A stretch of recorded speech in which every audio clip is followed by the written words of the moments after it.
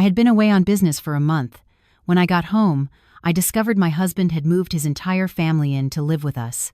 If it was a surprise for Michael, it was that he had brought his family to stay permanently. I told him that was not what you call a surprise. Tomorrow, I would give him a much bigger one. I was gone for exactly 1 month, a month living at the frantic pace of contracts, budgets, midnight calls, and supermarket dinners eaten hastily by the hotel window. Still, I called home regularly. I would hear Michael's voice say, "Yes, yes," to everything just to get off the phone, and I continued to believe that the home we had built over the years was the warmest refuge to return to. There were days of extreme exhaustion when I only dreamed of opening the door, seeing my sneakers neatly placed, smelling the familiar scent of Pine Sol, and seeing him waiting to ask me just one thing. "Are you back, honey?" That afternoon, I dragged my suitcase from Union Station to our condo. They say that when you are away, you miss your house. But I miss the habits of the house more than the objects. I miss the armchair where I used to sit, the bookshelf I had organized myself, even the click of the deadbolt each night. My name is Emily. I am 32, and I am a project manager at an import-export firm. My husband Michael is 2 years older than me. He works as an office administrator for a modest salary, but he has always been a good man, with no vices like drinking, gambling, or other women. His only flaw was wanting to please his family to the point where everyone had to be happy at any cost. We have been married for 5 years and bought this condo with money we saved through a lot of hard work. To be precise, most of the down payment came from my parents and me, and I put the mortgage in my name because my income was more stable. Every month, the payment is still deducted from my account. Michael contributes too, but a smaller, fixed amount.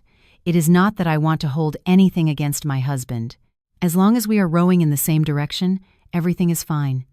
Before I left, I asked him to keep the house tidy and not to make any major decisions without consulting me. We talk about anything, okay? Michael puffed out his chest and smiled. "You go make the money, honey. I will take care of the house." And I believed him. I placed my finger on the fingerprint scanner. The door opened, and what greeted me was not the sound of his footsteps running to welcome me, but the roar of the television at full volume, like in a sports bar. I stood frozen in the doorway. My living room was no longer my living room.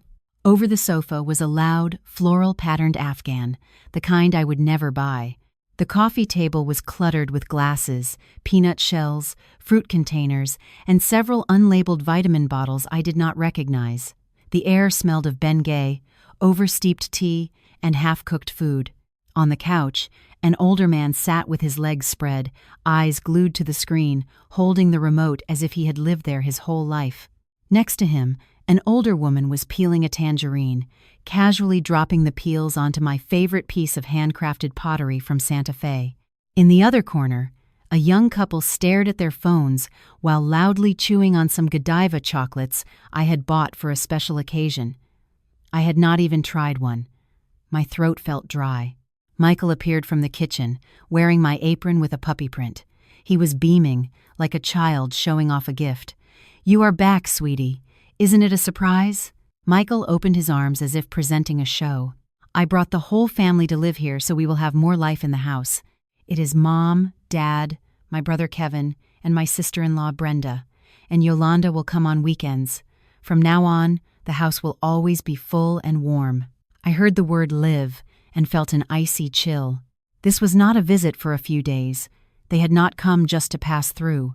They were here to stay. The older man turned, looked at me, and nodded as if granting me an audience. The older woman looked me up and down and said with complete indifference, "You are back, dear. The trip must have been exhausting. Go on and change. We will have dinner in a little while." The young couple also looked up. The guy smiled. "Hey, sis-in-law, I am Kevin," the girl said quietly. "I am Brenda. You must be tired." I dragged my suitcase inside. The wheels squeaked on the hardwood floor. Instinctively, I looked at the shoe rack. My sneakers were shoved in the back, and in their place was a row of unfamiliar shoes of all sizes and colors, like a boarding house. Michael was still smiling, his eyes bright, waiting for my joyful reaction. "Emily, what do you think?" "I did it to make you happy. I stared at him for a long time. My mind was not blank. Not at all. It was as loud as that television. I thought about the mortgage, about the sleepless nights preparing reports, about the kitchen I kept spotless, and about a basic principle. A home is a sanctuary, and now I was entering it like a stranger. But I did not scream. I did not cry either. I simply smiled. A smile even sweeter than Michael's. "Honey," I said slowly, "this is not a surprise." Michael blinked. "Wow, then what is it? Are you not happy?" I kept smiling. "Tomorrow, I will give you a much bigger surprise." The mood in the living room plummeted. The older woman stopped peeling her tangerine and looked at me as if I were some insolent, strange daughter-in-law. The older man cleared his throat. Kevin stopped chewing. Brenda stiffened. Michael tried to force a smile. "Emily, what are you talking about? You must be very tired. Come on, go to the room and rest." I dragged my suitcase straight to our bedroom. The closing door marked a boundary. Outside, I heard a murmur of voices. That stuck-up city girl. Just gets here and already making that face. Wonder what she is up to. I leaned against the door and let out a long sigh. It was then I realized I was not tired from the business trip.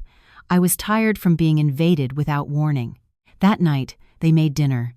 They added plastic and folding chairs to my 4-person table. The food seemed plentiful, but I felt empty inside. They sat me in the chair closest to the kitchen, the spot usually reserved for the one who has to get up to serve and clear the table. I looked around. My father-in-law, Frank, was sitting comfortably near the TV. My mother-in-law, Carol, kept serving food to her husband while talking to him as if giving orders. Kevin and Brenda sat very close together, and Michael, in the middle, tried to smile while avoiding my gaze. My mother-in-law finished chewing and said in a firm voice, "Look, I will say it plainly from the start. Your father and I have come to stay. It gets too hot in our small town, and the house is small. We came to be with our son. That is what he is here for. Besides, when you have children, it will be convenient for me to take care of them." I put my fork and knife down on the plate and looked at Michael. "Had you talked about this with me, Michael?" he stammered. "Well, I was planning to tell you, but I thought if I told you beforehand, it would lose the fun. I wanted it to be a surprise." I let out a soft laugh, a laugh that was not of joy. It seemed ridiculous that the man I had chosen as my husband considered a decision that completely upended my life as a simple stage play to create an emotion. I said in a neutral voice, "Your surprise is built on my panic. Do you understand that?" My mother-in-law frowned. "Well now, this is my son's house. Who do we need to ask for permission to come here?" That sentence was like a stone thrown directly at my chest. I stopped looking at my mother-in-law and focused on Michael. "Did you hear what your mother said? Do you think that is right?" Michael lowered his head and remained silent. His silence was the answer. I picked up a piece of meat and chewed it without tasting it. Then I stood up and said very quietly, "I am tired. I am going to rest." I walked to my room. I closed the door, and again, the murmurs from outside. I opened my phone and looked for the folder of saved documents. The mortgage agreement, the history of wire transfers, the bank statements. I did not want to do anything cruel. I just wanted to reclaim my right to be respected in my own home. I sent a short message to a woman named Sarah. "Tomorrow at 10 a.m., I need your help." I put the phone down. In the darkness, the sound of the television reached me like the blows of a hammer. I knew that my surprise tomorrow would leave the whole house in silence. The next morning, I woke up very early, not because I had rested, but because my mind was as bright as if a spotlight were on. I heard the shuffling of slippers in the living room, the faint cough of my mother-in-law, Carol, and then the bustle in the kitchen. The smell of weak coffee and oversteeped tea mixed strangely in my own home. Michael had his back to me. I knew he was awake. His back was as stiff as a board, the posture of someone pretending to sleep to avoid facing reality. I watched him for a while, and then called his name softly. "Michael." He answered in a threat of a voice. "What? Do you realize you are leaving me completely out of this?" Michael said nothing. After a moment, he turned over. His eyes were red and puffy. "Emily, do not think that. I just wanted the house to be more lively. Mom and Dad here, my brother and sister-in-law, they are family. "And what about me?" I asked, still calm, but with an internal pressure that was suffocating me. "You say you wanted the house to be lively. Did you ask me if I was in the mood for it to be lively? You bring people to live here permanently and let your mother say this is her son's house, and you stay quiet." Do you know how I felt in that moment?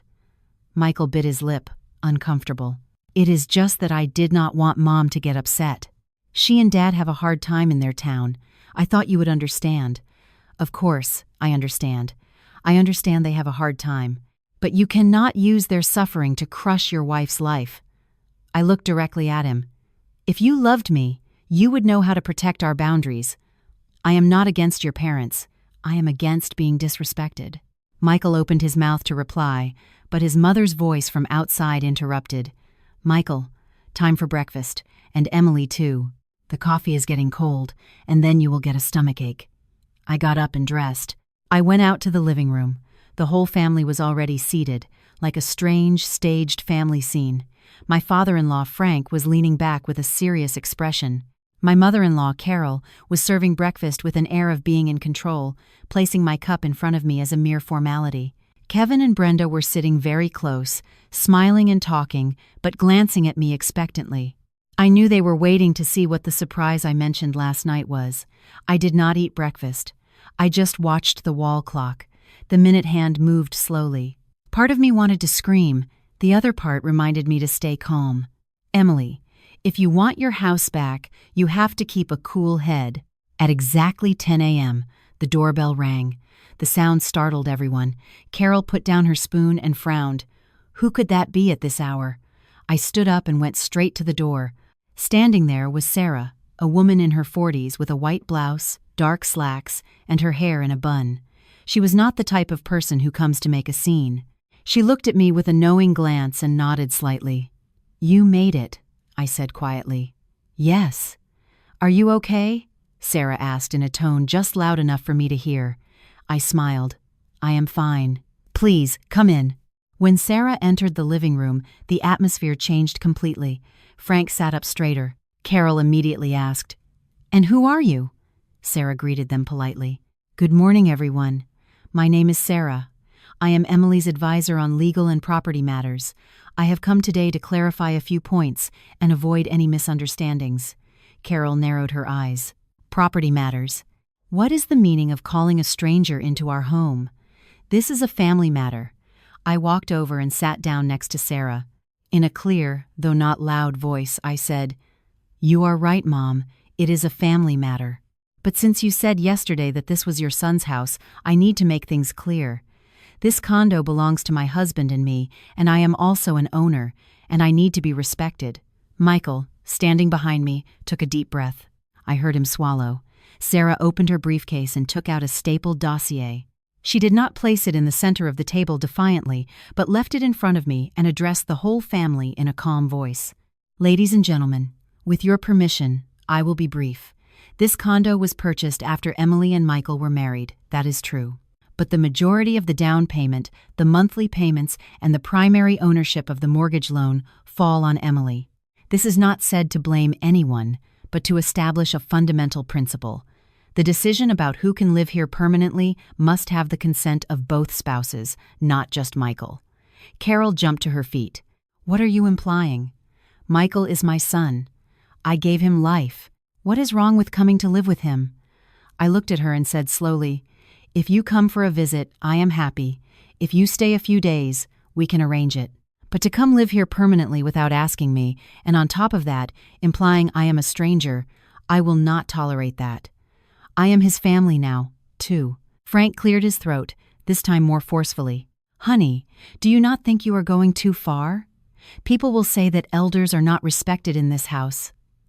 I felt a lump in my throat. It was the line I had been expecting. I lowered my head for a second, and then lifted it. "Dad, I am not being disrespectful. I am just refusing to have my life invaded. To respect is to care for and honor, not to use the presence of many to force a daughter-in-law into silence." Kevin tried to intervene. "Sis-in-law, we just came to look for jobs and stay for a little while." I turned to him and said, enunciating each word, If you stay for a little while, there needs to be a time frame and some rules. You cannot treat this like a place where you can do whatever you want. You eat the food from my fridge, leave your things everywhere, have the TV on all day. I come back from a business trip and feel like a stranger. Put yourself in my shoes. Would you put up with it?" Brenda pulled on Kevin's arm, whispering, "Come on, be quiet." Carol turned to Michael with a sharp voice. "And you? Say something. Are you just going to stand there while your wife brings someone in to threaten your parents?" Michael was trembling. I saw him clench his fists and then say in a hoarse voice, "Mom, Emily is not threatening anyone. She just wants clarity. I was the one who made a mistake by deciding everything on my own. I should have talked to her about it." The living room fell into a dead silence. I felt my own heartbeat. That sentence, "I made a mistake," was what I had been waiting for since the night before, but it came late and sounded too fragile. Carol froze, and her eyes turned red. "So, you are taking her side?" Michael shook his head, his voice breaking. "I am taking the side of my home. I do not want my wife to suffer, and I do not want people to speak ill of you either. I want things to be done right." Sarah seized the moment and said softly, "Ma'am, if you love Michael and Emily, the best thing is to agree on a way of living together that is fair for everyone. Emily is not forbidding you from visiting, but a permanent stay requires planning, a time frame, and the agreement of both of them. And as for Kevin and Brenda, if they want to stay temporarily to look for work, they also need a specific time frame and to contribute to expenses. That is how you maintain harmony and order." I took a deep breath. I did not want to throw anyone out on the street. I just wanted to restore order. I said slowly, as if talking to myself, "I am giving you 1 week, Mom and Dad, to organize your things in your town or find a more suitable place. I am not saying I am kicking you out. I am saying you need to get organized. And to you, Kevin and Brenda, I am giving you 2 weeks, enough time to find jobs and a nearby apartment to rent. During that time, everyone will contribute a share for the costs of food, electricity, and water. And from today on, no one enters my office." Carol opened her mouth as if to argue, but Frank held her arm and said in a grave voice, "Let it go. The girl has a point." I looked at my father-in-law, and suddenly my eyes welled up. Not because I had won, but because finally, an adult was willing to listen. Michael approached me hesitantly. "Emily, I am sorry. I will talk to them. I will not leave you alone again." I turned to him. My heart was still cold, but I saw a small crack of hope. I nodded very slightly, as a reminder. "I just need you to act like a husband, not like the son of the entire family." The house was still full, the atmosphere heavy, but at least the truth had been spoken with dignity, not with tears or insults. And I knew that from that moment on, the battle was entering a new phase. How would they react? Would they test the boundaries again? Would they wait to see if I would give in? I had to stand firm, and Michael would have to choose too. After that morning's conversation, my house entered a strange state. There was no more noise or the television blaring all day, but there was no peace either. It was like the calm before a storm, when everyone falls silent to guess which way the wind will blow. My mother-in-law, Carol, did not speak a word to me all day. If she passed me in the hallway, she would turn her head, bang the dishes a little harder when washing them, and sigh dramatically whenever I entered the kitchen.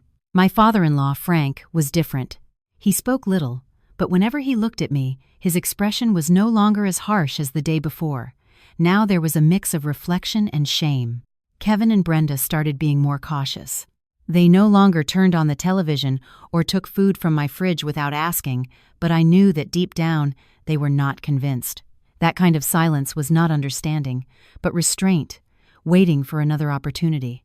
Michael was the strangest of all. He went out of his way to do everything: wash the dishes, clean the living room, buy fruit, and leave it on the table.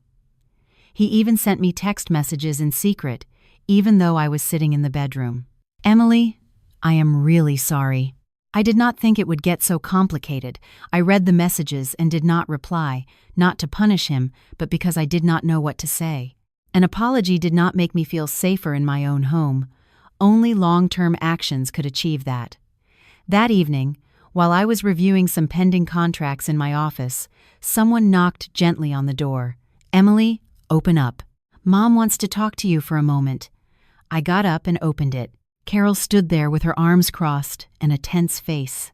"I am telling you this plainly so you know. What you did was disrespectful. Bringing a stranger into the house to talk about papers, rights, and duties is like saying this house does not belong to Michael." Her voice trembled. I could not tell if it was from anger or humiliation. I invited her in and closed the door so the others would not hear. I sat across from her and said slowly, "Mom, I never said this house does not belong to Michael, but I also never said that I am just a guest here. I just want to have the same voice as my husband in our family's decisions." She let out a bitter laugh. "You city girls, you talk so well. In my town, a daughter-in-law comes to be part of the husband's family, and for a mother to come live with her son is the most natural thing in the world." I took a deep breath. "Mom, times have changed. I work. I pay the mortgage. I pay the electricity and water bills. I take care of the house. You cannot treat me like a stranger in my own home. I am not against tradition. I am just asking for respect." She looked at me for a long time and then said quietly, in a softer tone, "Do you know what your father said last night?" I shook my head. "He said the daughter-in-law is not wrong, that she is just defending what she has paid for with her money and effort." Hearing that made me so angry. I raised a son for decades, and now to live in his house, I have to ask his wife for permission. I felt a weight in my chest. "I did not want to become my mother-in-law's enemy," I said in a gentler voice. "Mom, I never thought you had to ask my permission. I just wanted to be consulted." A simple phrase like, "Emily, your father and I want to come for a while. What do you think?"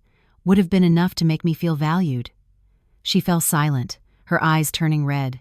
Then she said something that chilled me. "The thing is, I am afraid of getting old and having nowhere to go. In our town, the house is old and hot, and the grandkids do not come to visit." I thought here, with my son and the grandkids to come, I felt a lump in my throat. For the first time, I understood that behind her arrogance was a fear of being abandoned, but that fear did not give her the right to trample on my life. "Mom, I am not going to throw you out on the street, but I cannot live like this long term. Every house has its ways. It is better to live nearby and love each other than to live together and hate each other." She stood up without saying anything more. Before leaving, she turned. "You gave us a week. I have not forgotten." It sounded like both a reminder and a warning. That night, Michael came into the bedroom very late. He sat on the edge of the bed, not daring to lie down. "Emily, did Mom say something to you?" "Yes, she is very angry." I looked at him. "Are you worried that Mom is angry, or are you worried that I am exhausted?" He lowered his head. "Both." I sighed. "Michael, if you are not the one who sets the boundaries, even if your parents leave, this will happen again. I cannot be calling someone to come talk about papers every time. I need you." He looked up, his eyes red. "I know I have been a coward. I have always tried to please everyone, but this time, I will speak up." 3 days later, it was Kevin who showed his true colors. In the evening, while I was cooking, he leaned against the doorframe and said, half joking, half serious, "Sis-in-law, you have been too harsh. Mom and Dad come to stay for a little while, and you already want to kick them out. When you have kids someday, will you let your daughter-in-law treat you like that?" I turned around and looked him straight in the eye. "Kevin, I have not kicked them out. I have given them a deadline. And when I am older, I will not live at my children's expense. Every adult has to be responsible for their own life, not use family as an excuse to depend on others." Kevin smiled dismissively. "You talk a good game, but this house belongs to my brother. If you keep being so tense, you might end up without a husband." That sentence was like a stab. I felt a sharp pain, but I did not show it. "You are half right. This house belongs to both of us. And if I lose my husband, it will not be for defending my boundaries, but because Michael did not dare to be a husband." Kevin fell silent. That night, Michael gathered the whole family. I sat beside him. His hand was trembling slightly, but this time his voice was not evasive.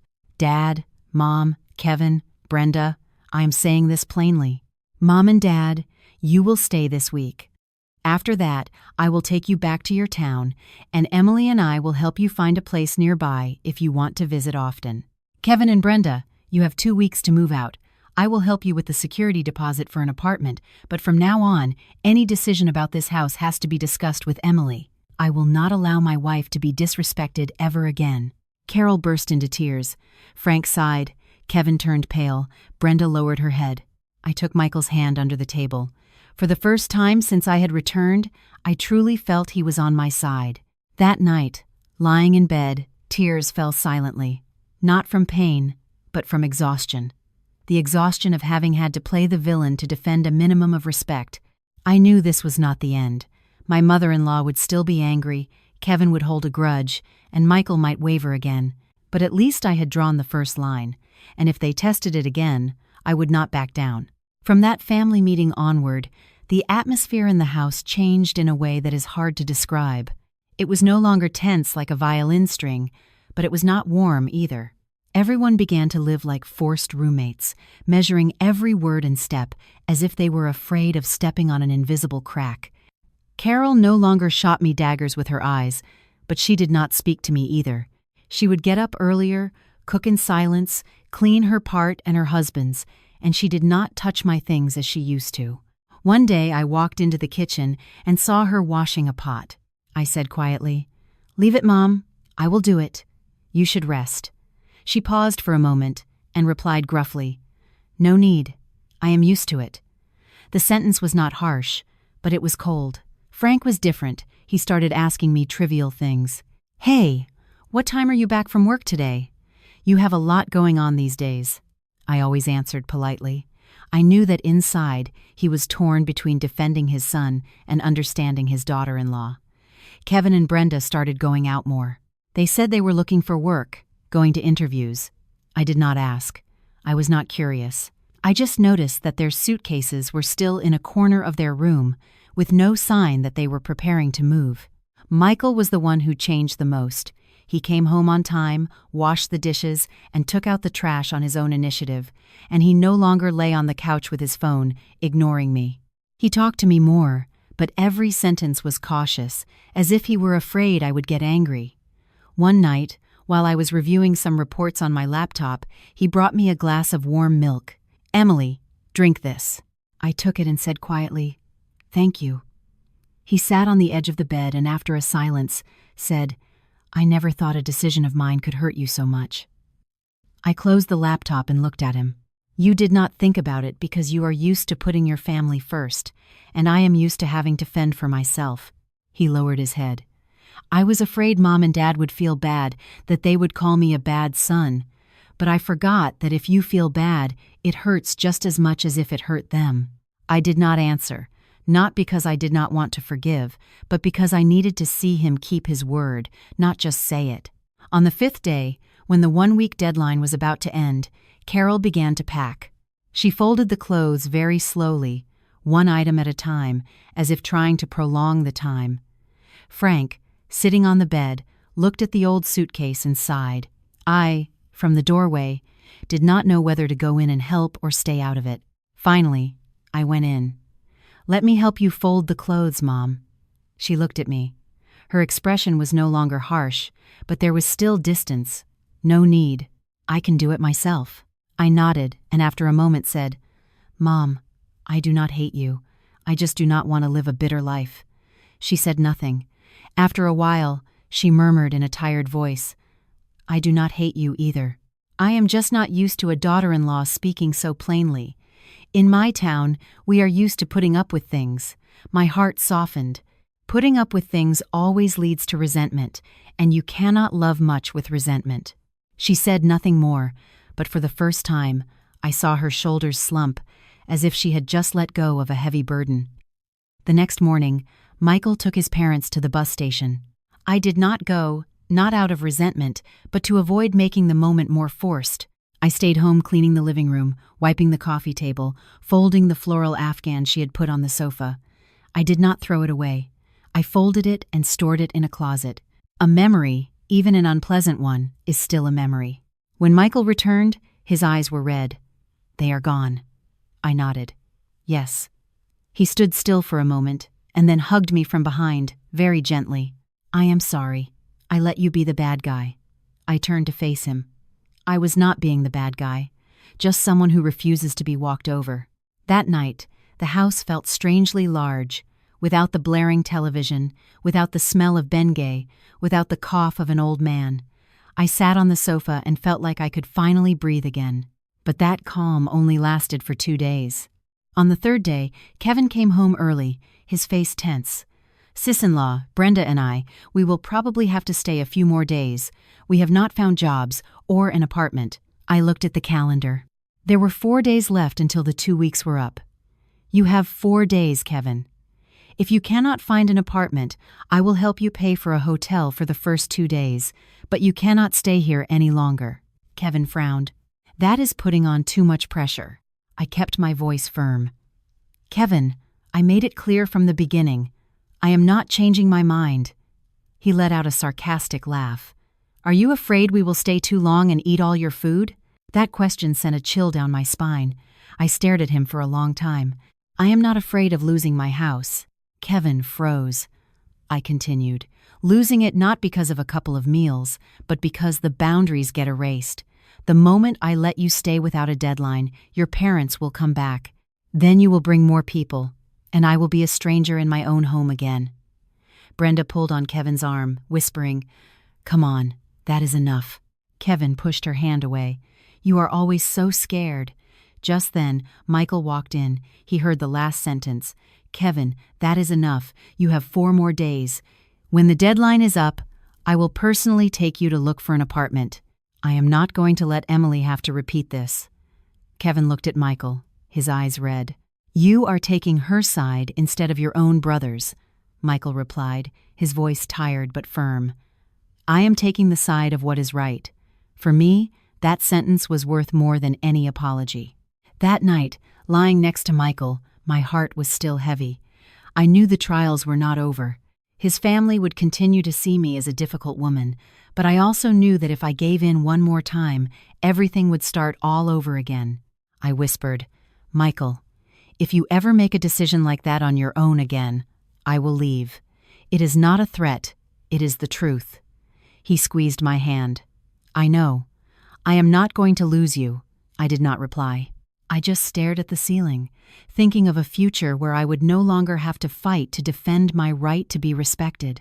The remaining 4 days passed so slowly, I could hear the clock ticking away at my patience. I did not speak to Kevin and Brenda again, nor did I try to be friendlier. I maintained my routine: go to work, come home, cook for the 2 of us, clean my part.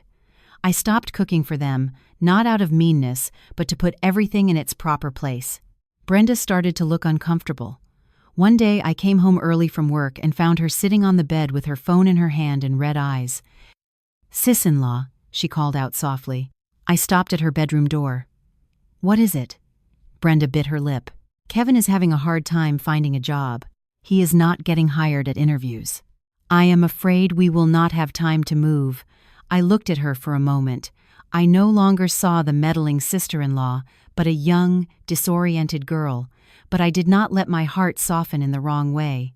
"Brenda, I do not hold a grudge against you, but I cannot save you by sacrificing my own life. You 2 are a married couple. You have to stand on your own 2 feet. If necessary, I will help you with money for a hotel for 2 days. That is it." She nodded as a tear rolled down her cheek. "I know, it is just that I feel so alone." I turned away. My heart felt as heavy as a stone. Being the one who maintains the boundaries always means playing the part of the cold person. On the 4th day, Michael took the morning off from work and took Kevin to see rental apartments. I stayed home cleaning what had been their room, not to kick them out, but to mentally prepare myself for my house to be mine again. When Michael returned, he looked tired, but there was a hint of relief in his eyes. It is small and old, but it is near a place where he can start working. "They are moving this afternoon." I nodded. "Good." He stood still for a moment and said, "Thank you for not giving in." I looked at him. "I did not do it for you. I did it for me." That afternoon, Kevin and Brenda packed their things. There were no arguments, just a heavy atmosphere. Kevin did not speak a word to me. Brenda said goodbye with a whisper. Thanks for these days, sis-in-law. I nodded. Living on your own, you will get along better. She smiled sadly. As they walked out the door, I followed them with my eyes. I felt no satisfaction, only exhaustion. The exhaustion of a war that nobody wanted, but that I was forced to fight. That night, the house was strangely silent. I made dinner for just the two of us. We ate across from each other without saying anything. Michael was the first to put down his silverware. Emily, I know you still do not trust me, but I am going to keep my word. I looked at him. Do not make any more promises, just prove it. He nodded. 2 weeks later, I got a call from Carol. Emily. I was a little surprised. Yes, Mom, what is it? Your father is sick. His blood pressure is very high, and he is in the hospital in town. I do not have much money. Michael says that since you handle the household accounts and the paperwork, you are good at organizing money. I was calling to ask if you could help us a little. The question left me paralyzed, not because of the money, but because of the way she asked. There were no more orders or anger, just the helplessness of an elderly woman. How long has Dad been in the hospital? I asked. Since yesterday. Do not worry, Mom. I will make a transfer right now, and Michael and I will come down to see him. On the other side of the phone, there was a silence for a few seconds. Then she said in a choked voice, Thank you, dear. I hung up with a trembling hand. I knew that if I had wanted revenge, that was the moment, but I did not take it. I did not want to become the kind of person they had been to me. That night, I told Michael about it. He looked at me for a long time. You do not have to help. They hurt you a lot. I sighed. I am not doing it for them. I am doing it for you, and because I do not want to look back and feel that I was smaller than my own pain. The next morning, we went to their town. Frank was in the hospital bed, much thinner. When he saw me, he tried to sit up. Emily, you came? Yes, Dad, I am here. He took my hand. His voice was weak. Forgive me. I did not defend you enough. I felt my eyes well up. Do not worry about it, Dad. Just rest. We will talk when you recover. Carol, standing at the back of the room, looked at me with red eyes. She said nothing, but when I went out into the hallway, she followed me. Emily, forgive me. I treated you like a stranger. I am used to the old ways, to being the mistress of the house. I did not think that you had your pride, too. I stopped and looked at her. For the first time, I saw her as small. Mom, I do not need you to love me. I just need you to respect me. She nodded as tears streamed down her cheeks. I will keep that in mind. That night, I slept in Michael's old room. I looked at the low ceiling. I listened to the crickets in the yard and felt my soul calm down.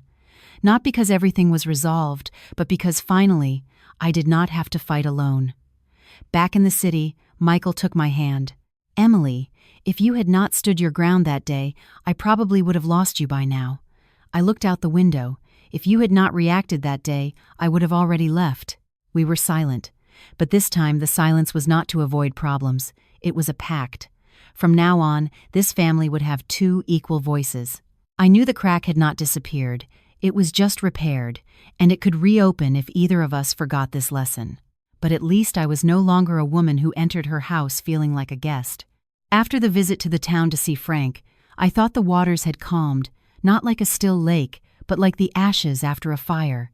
They seem quiet, but a gust of wind can reignite them. Michael and I returned to the city, to our routine, but between us, there was a new kind of silence, one of caution, like 2 people who have just crossed an old wooden bridge and know that if they run too fast, it could break again. Michael kept his word. He no longer made decisions about his family without consulting me. Every time Carol called, he put it on speaker so I could hear. Every time Frank needed money for medicine, he asked me before making the transfer. He started consulting me on even the smallest things. Do you think it is okay if I invite my parents to visit this weekend? Or, Kevin says he wants to come up for a day. What do you think? Simple questions, but for me, they were the sign of a man who was relearning how to be a husband. I was no longer angry, but I was not entirely at ease either. A part of me was still prepared for everything to go back to square one. 3 months passed. Kevin and Brenda had truly moved out. They rented a small apartment near an industrial area. Kevin found a job in a warehouse with a low but stable salary. Brenda worked as a waitress. They barely came to the house, and when they did, they called first. Kevin no longer had that insolent tone, but we were not close either. Brenda, whenever she saw me, called me sis-in-law with great respect, as if she were afraid of bothering me. One afternoon, while I was correcting some reports, the doorbell rang. I opened it, and it was Brenda with a bag of fruit in her hand. "Sis-in-law, I came to see you. I was a bit surprised. You did not call." She lowered her head. "I am sorry. I just wanted to stop by for a moment." I let her in. She sat on the sofa uncomfortably, not daring to put the bag on the table. "How are you and Kevin doing?" I asked. She smiled sadly. "It is tough, but we are managing. Living alone, I have realized how inconsiderate we were." I looked at her and saw in her eyes something similar to what I had felt months ago. Exhaustion, but also more clarity. "Sis-in-law, I am sorry for bothering you so much back then," she said in a trembling voice. I sighed. "It is in the past. The important thing is that you have realized it." She hesitated for a moment. "I came because your mother-in-law, Michael's mom, wants to come see you for a few days. She told me to ask you first if you are okay with it." That sentence stunned me. Not with fear, but because it was the first time Michael's family had asked for my permission. That night, I told Michael, "Your parents want to come for a few days. What do you think?" He looked at me without answering immediately. "And what do you think?" he asked back. I thought for a moment. "For a visit, yes, but a maximum of 3 days. And let it be clear from the start that it is not to stay." He nodded. "I will make it clear to them." That weekend, his parents came. This time there were no large suitcases, just 2 small bags. Carol entered the house and looked around as if entering someone else's home. "Emily, are you okay?" "Yes, Mom, I am fine." She stood still for a moment and said, "We are only coming for 3 days, you know. Michael already told us." I nodded. "Yes, I know." Dinner passed without much conversation. Carol ate slowly without serving herself from my plate. Frank asked me a couple of questions about work. The atmosphere was forced, but there was no longer any tension. That night, I heard Carol coughing in the living room. I took a thin blanket and brought it to her. "Put this on so you do not get cold." She looked at me with red eyes. "Thank you, dear." The 3 days passed as planned. On the morning of the 3rd day, Carol started packing her things on her own initiative. "Emily, we are leaving this afternoon." I nodded. "Okay." She looked at me as if she wanted to say something, but she remained silent. On the way to the station, I went with Michael to see them off. Before getting on the bus, Carol took my hand. "Emily, I am not a woman of many words, but I thank you for still considering us family." I replied, "Mom, as long as you remember to respect me, I will never consider you strangers." She nodded. I thought things would get better, but life never leaves you alone for too long. One night, Michael came home late, pale. "Emily, I just got some news. My dad had a mild stroke." I was stunned. "How?" "He fell in the bathroom. He is in the hospital now, conscious, but the doctor says he needs someone to take care of him constantly." I felt my heart sink. I did not hate Frank. I had forgiven him, but a question arose in my mind with terrifying clarity. This time, where was my boundary going to be? We went to the town that same night. Frank was immobile, with half of his body paralyzed and difficulty speaking. Carol was sitting by the bed with sunken eyes. "Emily, the doctor says your father needs care for at least 3 months. I am old. I cannot do it alone. I am asking you to let us come to your house for a while." That sentence fell on me like a ton of bricks. It was no longer a visit or a temporary stay. It was an elderly, sick person with no one to care for them. I looked at Michael. He looked back at me with a pleading expression, but without daring to speak for his mother. I knew that if I said no, I would become a cruel woman. But if I said yes, I would be destroying with my own hands the boundary I had fought so hard to build. I took a deep breath. "Mom, let Michael and I talk about it." "I cannot promise anything right now." Carol burst into tears. Michael squeezed my hand and whispered, "Emily." I closed my eyes. I knew the real test had just begun. That night, I did not sleep. Lying on the hard bed of a motel near the hospital, I stared at the peeling ceiling and heard the monotonous sound of medical equipment from Frank's room as two forces pulled me in opposite directions. On one hand, the image of Carol huddled at the foot of the bed, tearfully begging me to take them in. On the other, the memory of my homecoming, finding my condo turned into a boarding house, and feeling like a stranger in the home I myself was paying for. I turned to Michael. He was on his side, his eyes wide open. I knew he was not sleeping either. "Are you awake?" I asked softly. "I cannot sleep," he replied in a hoarse voice. "Emily, I know this is a difficult situation for you, but my dad cannot take care of himself right now, and my mom is old. In their town, she has no one to help her." I remained silent. I knew all that. I was not a heartless person, but I was not a saint either. "Michael," I said slowly, "if your parents come to live with us, will you dare to defend my boundaries? Or will everything go back to the way it was, and I will be a stranger in my own home again?" He turned to me, his eyes red. "I will not let that happen again, I promise you." I sighed tiredly. "You have promised a lot, Michael. This time I do not need promises. I need a concrete plan." He was silent for a long time, and then he said, "If they come, I will hire someone to take care of Dad during the day. I will not let the whole burden fall on you and Mom. And I will make it clear to her that it is temporary until Dad gets better or we find a long-term solution." I looked at him. I wanted to believe him, but I also knew that when an elderly, sick person is in the house, all plans vanish in the face of emotions. The next morning, I went into the hospital room. Frank lay there, his face slightly contorted, speaking with difficulty. When he saw me, he tried to raise a hand. "Emily, you came?" "Yes, Dad, I am here." He looked at me for a long time as a tear slid from the corner of his eye. I am causing my daughter-in-law a lot of trouble. That sentence hurt me. I took his hand. "Do not think about that now, Dad. Just get well." Carol, standing behind me, said in a trembling voice, "Emily, I know I am pressuring you, but I really do not know what to do." I turned and looked at her. In her eyes, I no longer saw the arrogant woman from before, but an elderly wife afraid of losing her husband. "Mom," I said very quietly, "I have not said no, but I need to set conditions. If you come to live with us, you will have to adapt to the rules of my house. I cannot let everything become chaos again." She nodded repeatedly. Of course. Whatever you say." I knew that in that moment she would agree to anything, but following through was another story. We returned to the city 2 days later. In the car, Michael squeezed my hand tightly. "Emily, thank you."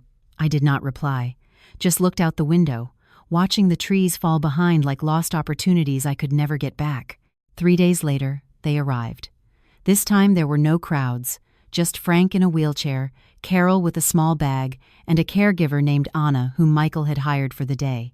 From the beginning, I was clear. "Mom, I am saying this first. Dad will stay in the small bedroom. Anna will take care of him from 8 a.m. to 6 p.m.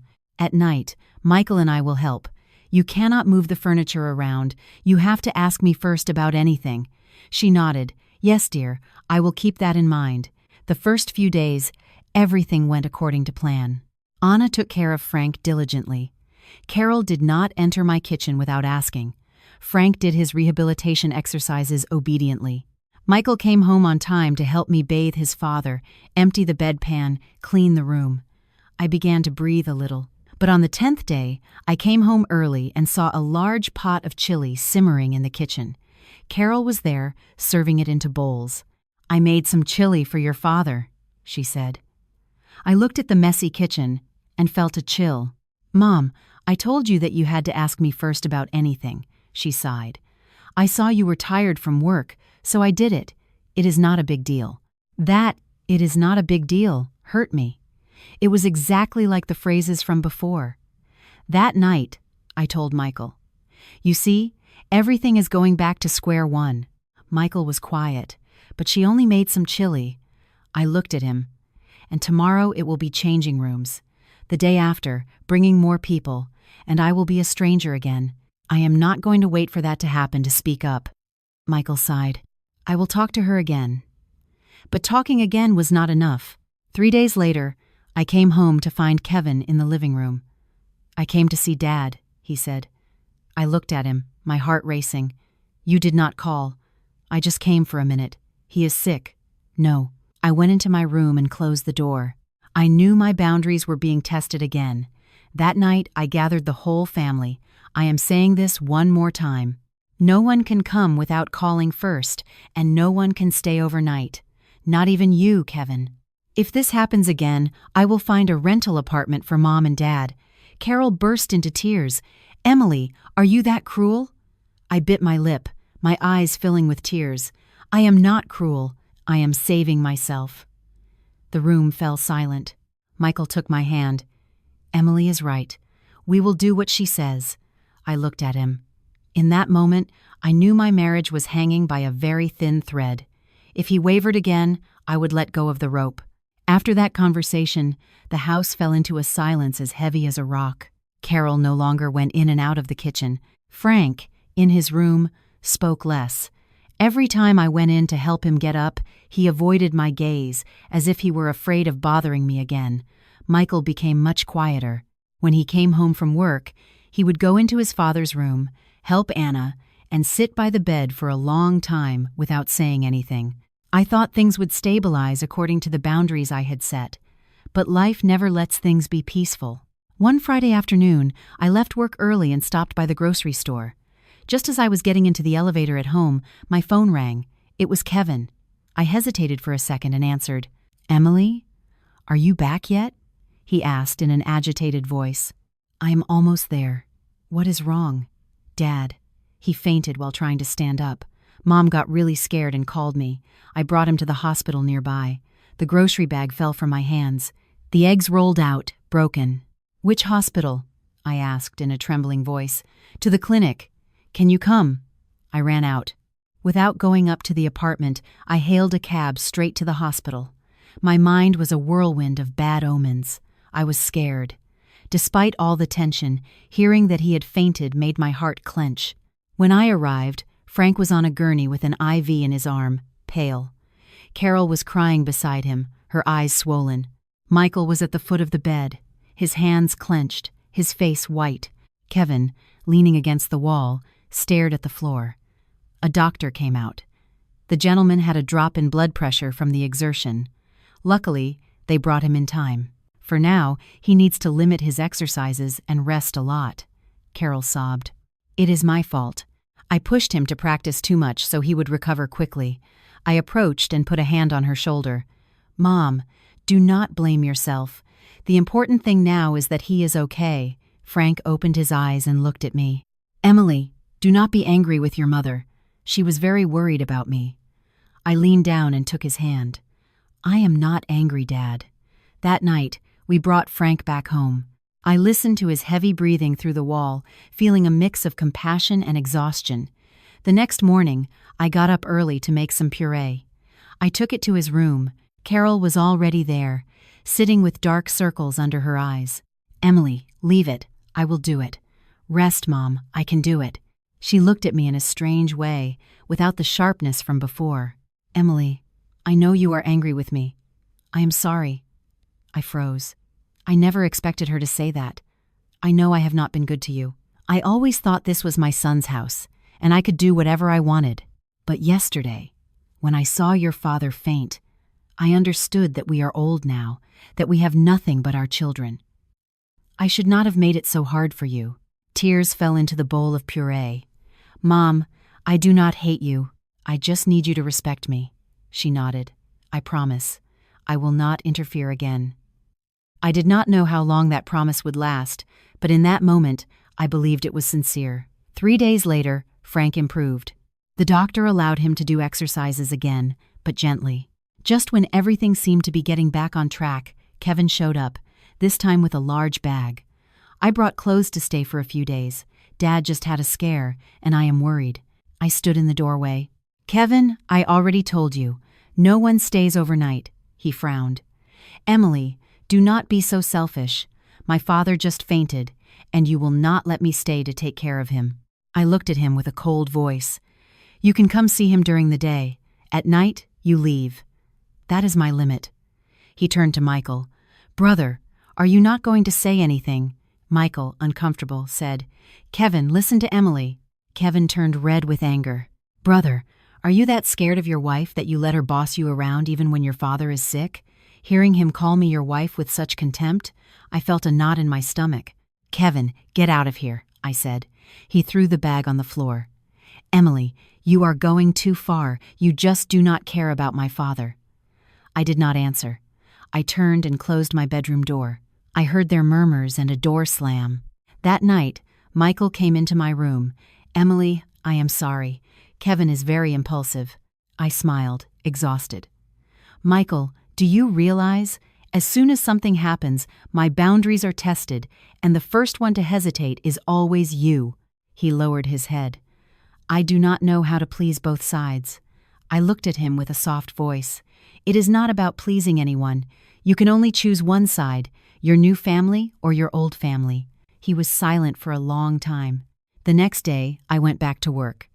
When I got home that night, I saw Carol cooking. I was about to say something, but I saw she was doing it neatly, without a mess. I kept quiet. Dinner was silent. Suddenly, Frank said, Emily, forgive me. I looked up. I know we are bothering you a lot. I do not want to stay here anymore. Carol was startled. What are you saying? Frank took her hand. Let us go back to our town. Here, your daughter-in-law suffers, and your son does too. I do not want to be a burden. Carol burst into tears. You just got sick. How are we going to go back to town? He shook his head. In our town, we have our house, our land, our neighbors. Here, everything is small and only creates problems. I felt a lump in my throat. Dad, I am not kicking you out.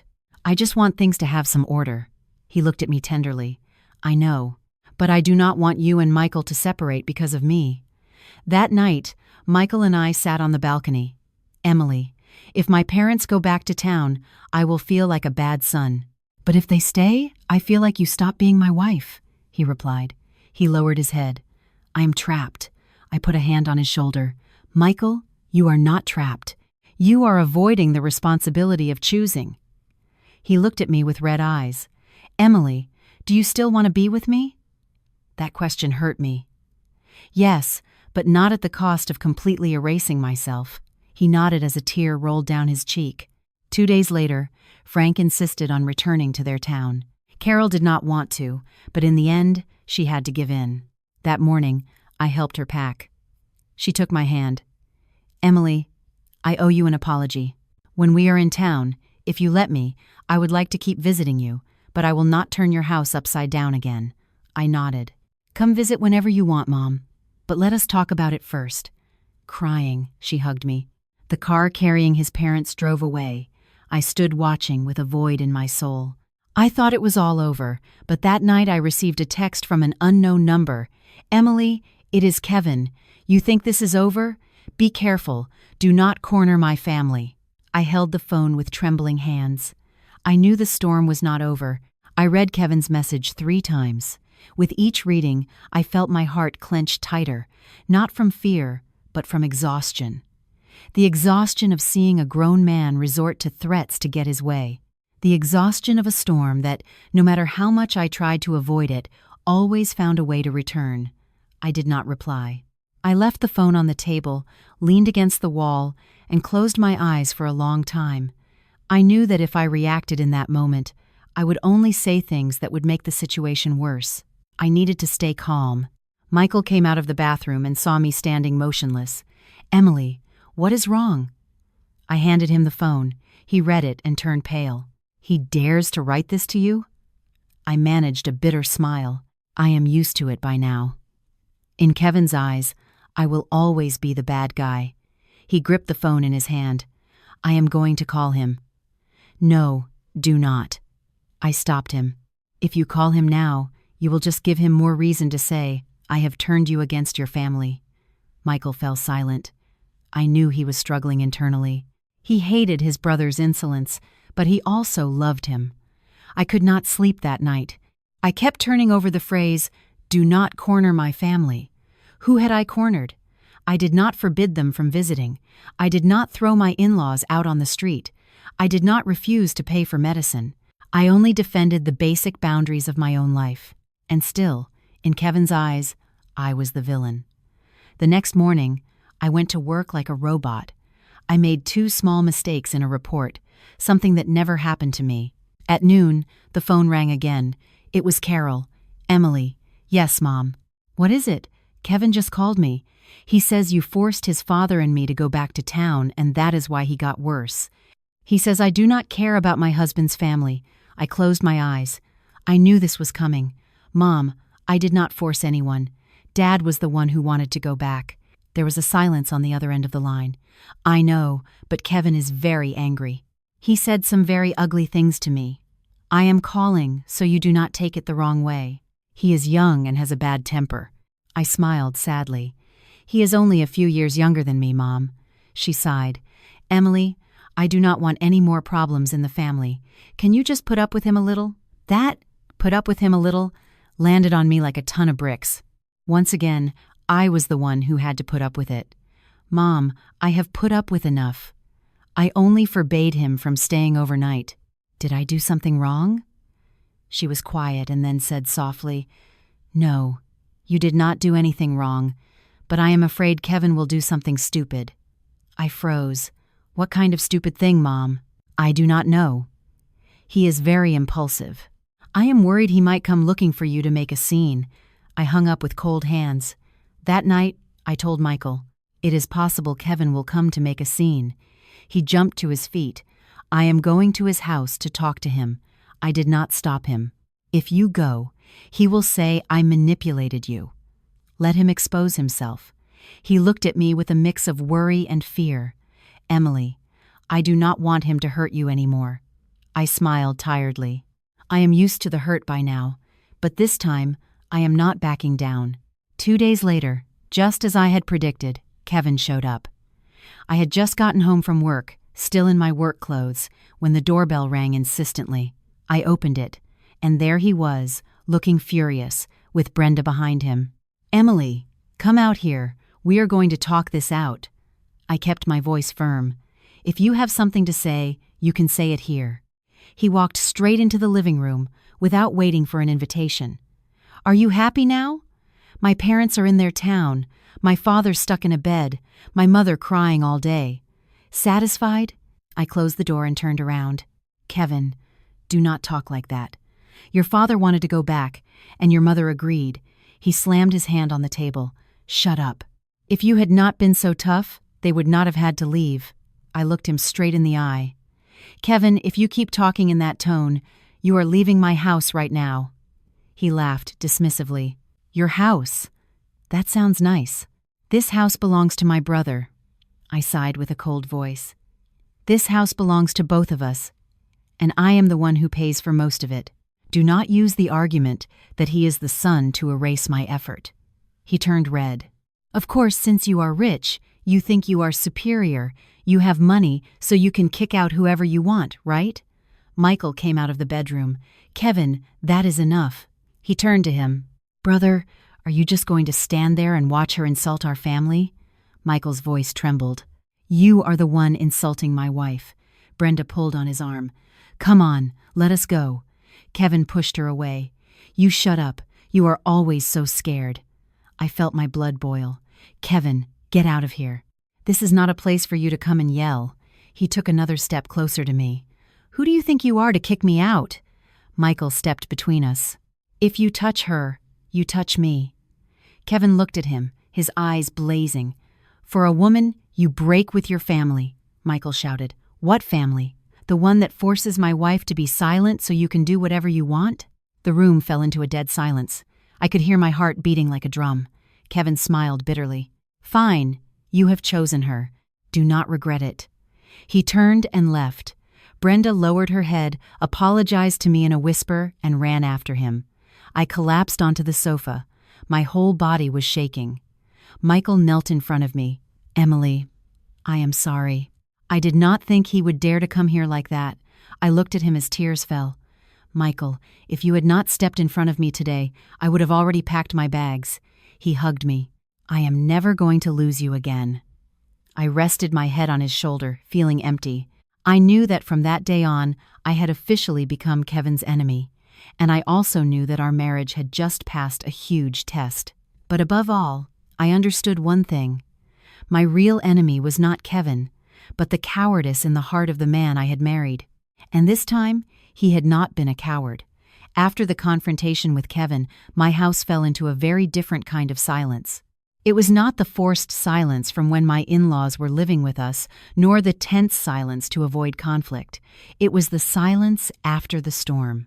When everything has been swept away, and before you can start to rebuild, you can only look at the rubble and wonder where to go from here. I took a day off from work. I was not focused enough to sit in front of a screen, nor calm enough to pretend nothing had happened. I stayed home, tidying the living room, cleaning the coffee table where Kevin had slammed his hand. I cleaned it thoroughly, as if by scrubbing I could erase the feeling of having been humiliated. Michael also took a half day. He did not talk much. He would come and go, make me a cup of tea, and sit across from me on the sofa, looking at me for long stretches. "Emily, are you still angry with me?" he asked quietly. I looked at the palms of my hands. "I am not angry with you about what happened with Kevin. I am angry because if you had not reacted in time, I would have been the one to leave." He lowered his head. "I know I left you alone for too long." I sighed slowly. "Michael, I do not need you to be a hero. I just need you to be a husband, to be on my side, even if your family is not happy." He looked up, his eyes red. "I will. This time, I am not backing down." I did not say anything more. I knew that words held little value anymore. Only time would provide the answer. 2 days later, I got a call from Carol. "Emily." "Yes." "Mom, what is it? Did Kevin come to your house to make a scene?" I was silent for a second. "Yes." A long sigh came from the other end of the line. "He called me. He says you and Michael despise the family, that you kicked him out. I gave him a good scolding. I told him that if it were not for you, his father would not even have medicine or a hospital." He went quiet. I closed my eyes. She was not defending him, but she did not know what to do with him either. Her voice sounded so tired that it exhausted me too. "Mom, I do not want to break up the family, but I will not accept being insulted in my own home." She was silent, and then said softly, "Emily, I am sorry for bringing a son like that into the world." That sentence hurt me. "Mom, he is not a monster. He is just used to being coddled, to being the center of the universe. But I cannot carry the burden of his irresponsibility." She sighed. "Your father asks about you a lot. He says that thanks to you, he has realized they were wrong about many things." I hung up and sat for a long time. I did not feel like I had won. I just felt sad. The sadness of a family that had been hurting itself for too long. A week later, Michael got a call from Kevin. He put it on speaker. "Brother," Kevin said in a hoarse voice. "Dad is back in the hospital." His blood pressure dropped. "Mom does not have the money to pay the hospital deposit." Michael looked at me. I nodded. "How much?" Michael asked. $300. I will transfer it right now. But do not show up at the house again." There was a long silence on the other end of the line. "I am sorry about the other day." Michael said nothing more. He hung up. I looked at him. "You see, I do not need revenge. I just need to maintain my boundaries. And people eventually adapt." He took my hand. "Emily, I owe you a lot." I shook my head. "You do not owe it to me. You owe it to yourself. If you do not mature, you will lose everything." He squeezed my hand. Another night, while I was cooking, the doorbell rang. I opened it. It was Brenda. She was thinner, with dark circles under her eyes. "Sis-in-law?" I came to apologize. I let her in. "How is Kevin?" I asked. She sat, wringing her hands. "He lost his job. The warehouse manager fired him for missing so many days. With his father sick and no money, he is very stressed, but he knows he was wrong." I sighed. "Tell him that if he still respects me as his sister-in-law, he should never use that threatening tone with me again." She nodded, her eyes welling up. "I appreciate you still helping with the money for Dad's medicine." I looked at her. "Brenda, I am not doing it for Kevin. I am doing it for Frank and Carol. She lowered her head very low. That night, I told Michael about it. He was silent for a long time. Emily, if one day Kevin were truly destitute, would you let him come back to the house? I looked at him. No, I might help him with money to find a job, but not to live here. I am not breaking that boundary again. He nodded. Me neither. 3 months later, Frank was more stable. Carol called me. Emily, your father is better. The doctor says he can walk a little now, slowly. Your father and I have been thinking about selling the garden plot we have behind the house to have some money and not bother you anymore. Hearing that, I felt a great sense of relief. Mom, that is your money. I am not getting involved in that. I know. I am just telling you so you can be at peace that we are not going to depend on you. I hung up, thoughtful. I realized that things had not changed because I yelled or threatened. They had changed because I stopped putting up with things in silence. One night, Michael and I were sitting on the balcony. It was cool. Emily, Michael said, I never thought it would be so hard to keep you. I smiled bitterly. It is not hard. You just have to pay the price of growing up. He took my hand. Thank you for not leaving me. I looked into the distance. I stayed not because I was weak, but because you changed just in time. I knew the crack in our marriage would never completely disappear. It would always be there to remind me that I almost lost myself by loving an immature man. But at least now, I no longer had to fight alone. After those months that felt like an eternity, life with Michael began to find a new rhythm. Not absolute peace, but the rhythm of two people who have suffered enough to value every moment of normalcy. I would get up earlier and pack lunch for both of us. In the evening, Michael would come home on time, help me clear the table, wash the dishes, and then we would sit on the sofa to watch the news. No longer each in a corner with our phones, no longer avoiding talking about his family. Every week, Michael would call his town to ask about Frank and Carol, and he always put it on speaker. Carol's voice had changed. It was no longer authoritarian or sharp. Emily, are you there? Your father managed to take a few steps today. Slowly, but he is progressing. That is great, Mom. Tell him not to push himself too hard. Yes, I will tell him. Short conversations, but enough to know that at least she was truly trying to change. One night, as I was folding laundry, Michael sat on the edge of the bed and looked at me for a long time. Emily, I want to tell you something. I looked up. What? I want to sell this condo. I froze. The clothes fell from my hands. What are you saying? He took a deep breath.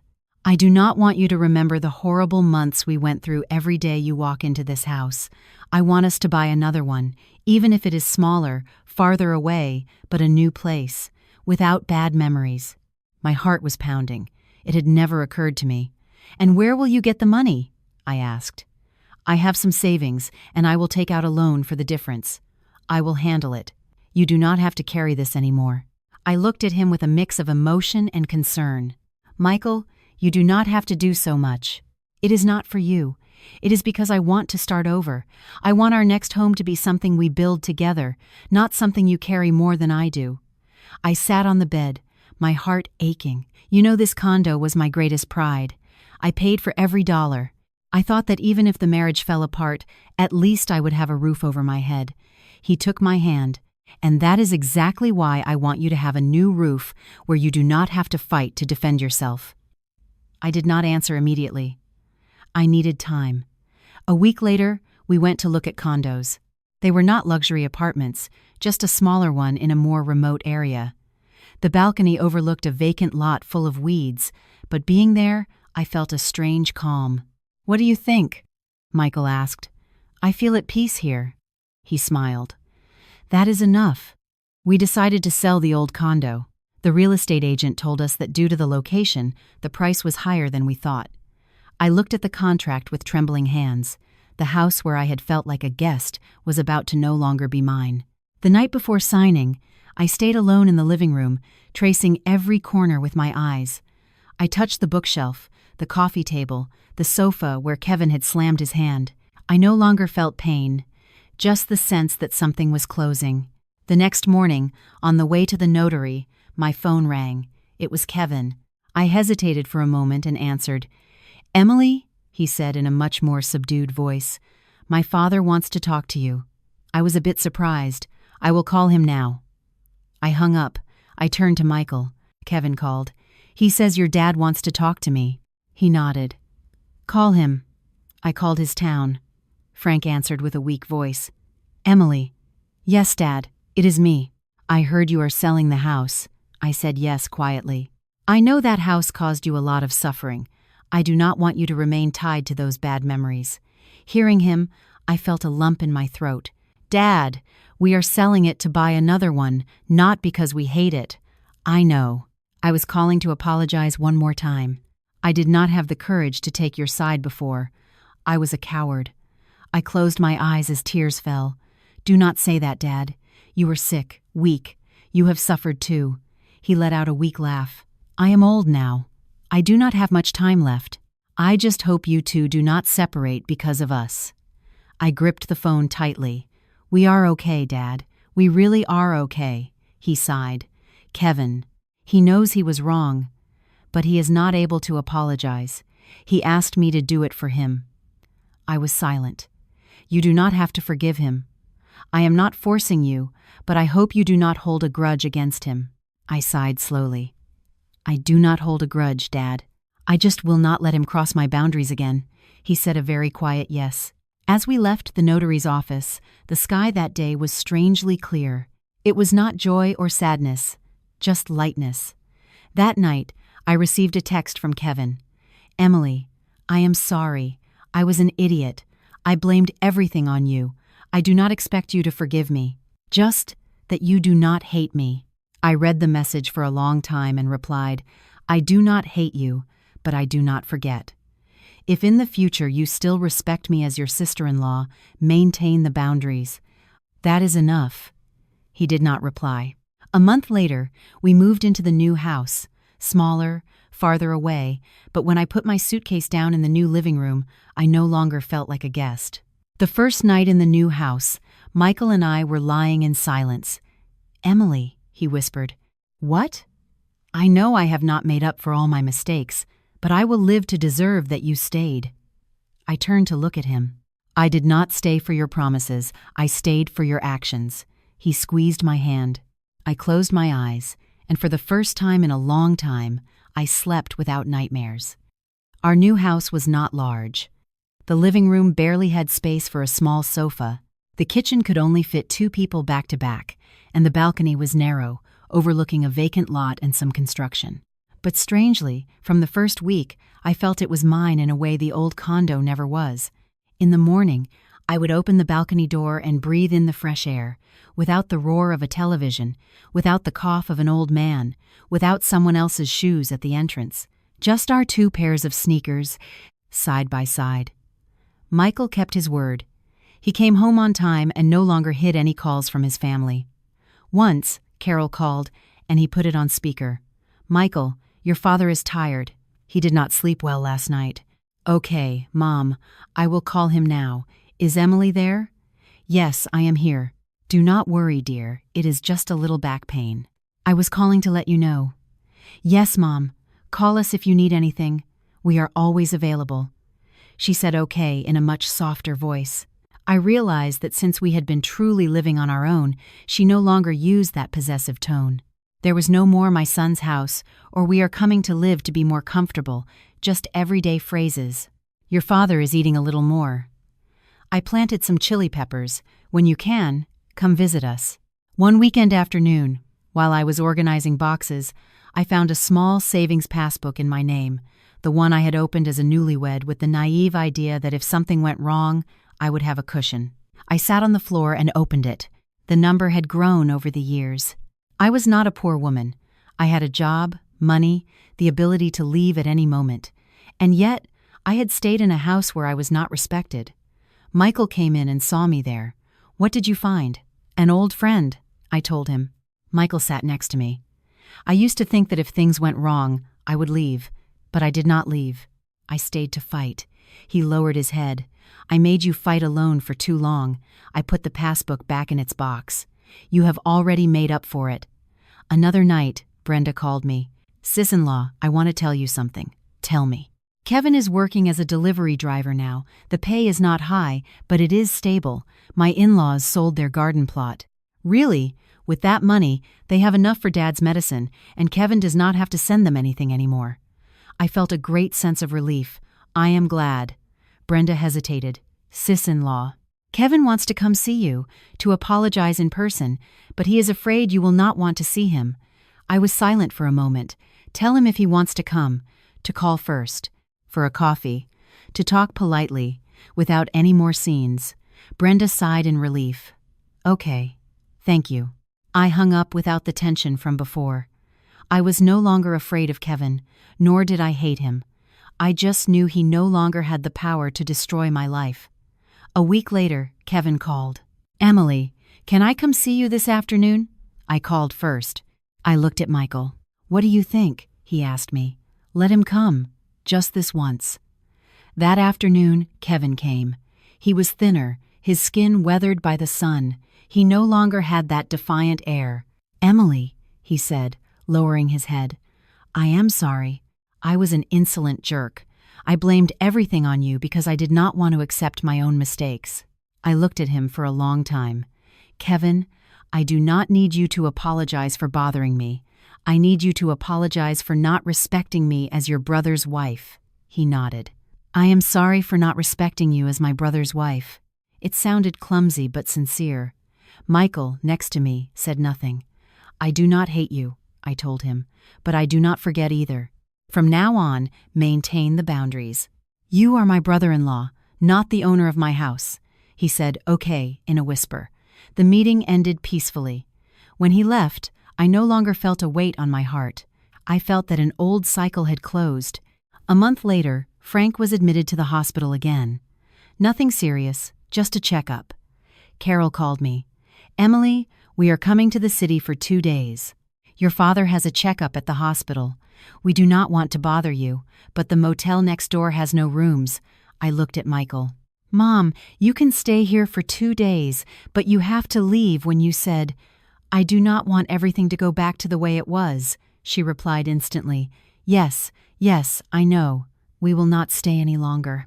They came without large suitcases, without moving furniture, without a mess in the kitchen.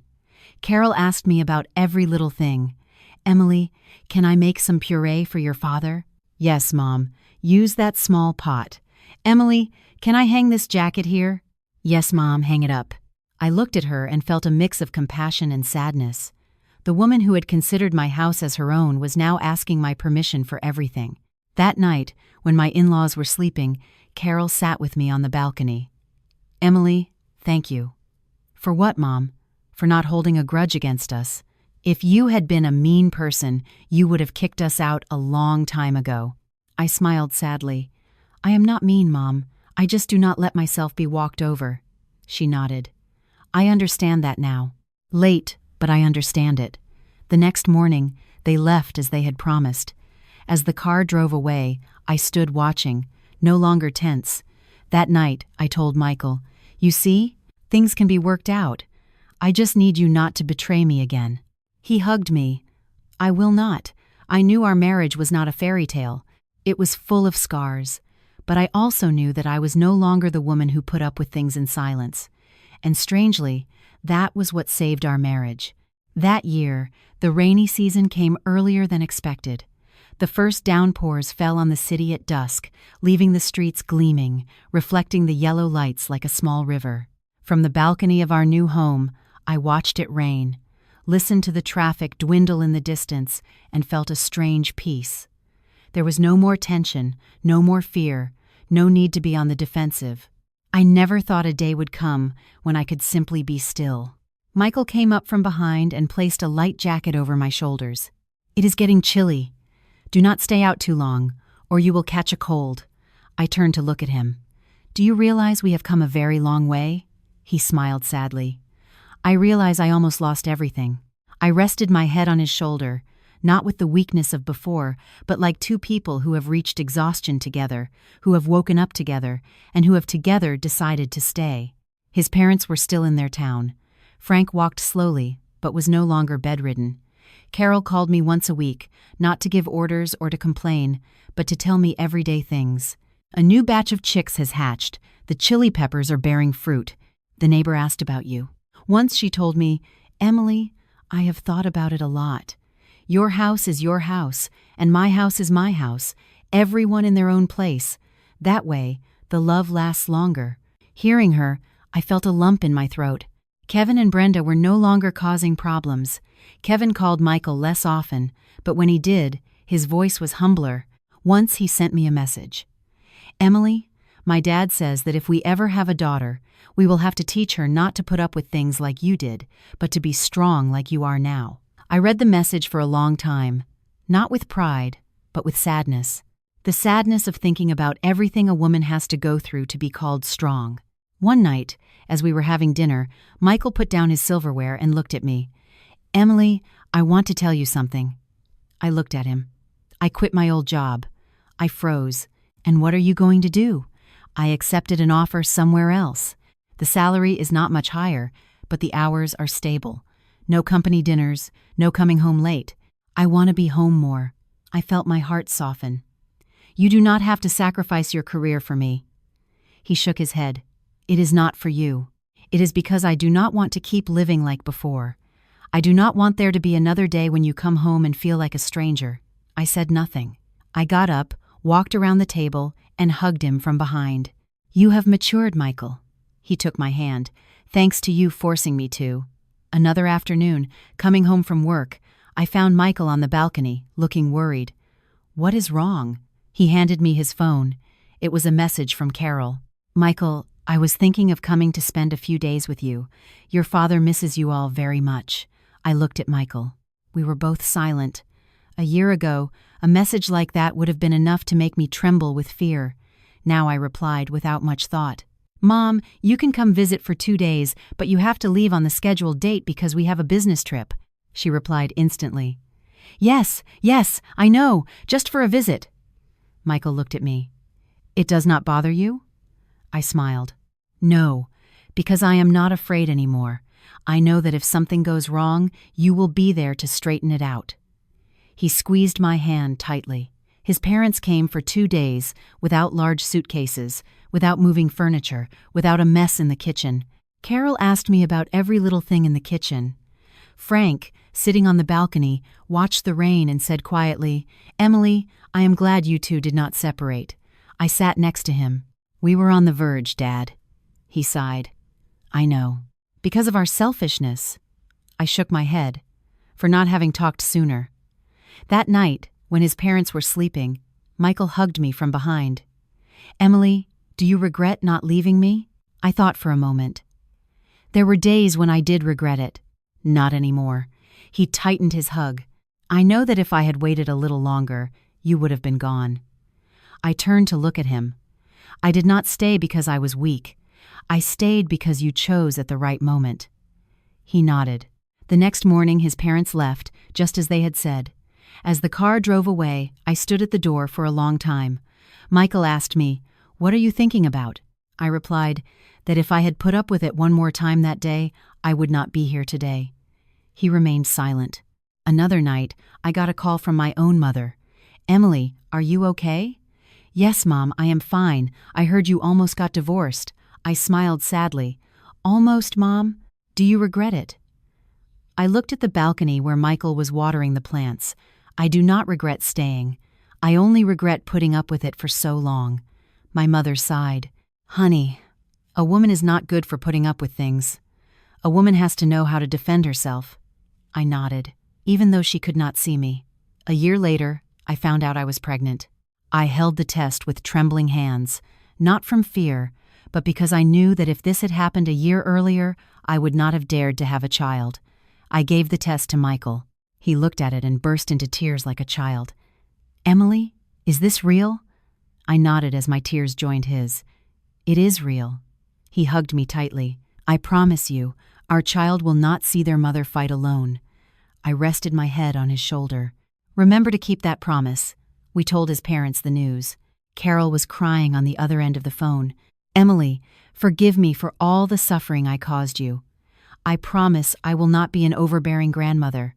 I smiled through tears. As long as you respect me, Mom, that is enough. Frank said in a trembling voice.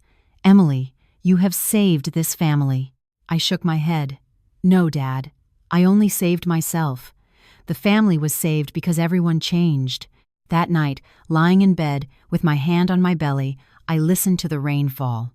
I thought about the Emily from a year ago, standing in the doorway of her home, seeing the unfamiliar shoes, and hearing her husband say, "Isn't it a surprise?" I wanted to tell that woman one thing: do not be afraid. Be strong. Speak up. Defend yourself. If they love you, they will change. And if they do not change, you will find another path.